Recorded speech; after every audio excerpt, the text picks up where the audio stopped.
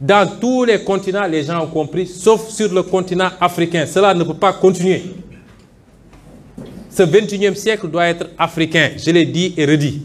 Mais ça suppose que nous soyons à la hauteur des enjeux. Mais ça suppose aussi que nous ouvrions les yeux et que nous soyons prêts pour une longue et difficile bataille.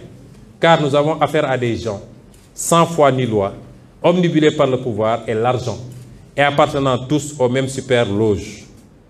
Je demande aux militants, aux militantes, aux sympathisants, aux sympathisantes et à tous les Sénégalais, ne vous laissez pas divertir par leur stratégie de diversion et concentrez-vous sur les vraies batailles.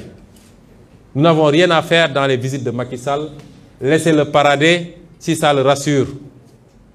Concentrez-vous sur les vraies batailles, et les vraies batailles, c'est premièrement, nous n'accepterons plus dans ce pays qu'on se serve de complot, qu'on se serve de loi inique, qu'on instrumentalise la justice, les forces de l'ordre pour éliminer des adversaires politiques.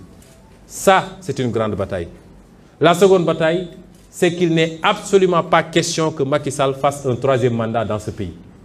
Je veux que tous nous concentrions nos efforts, nos priorités à ces combats-là, parce qu'ils vont allumer des contre-feux tous les jours.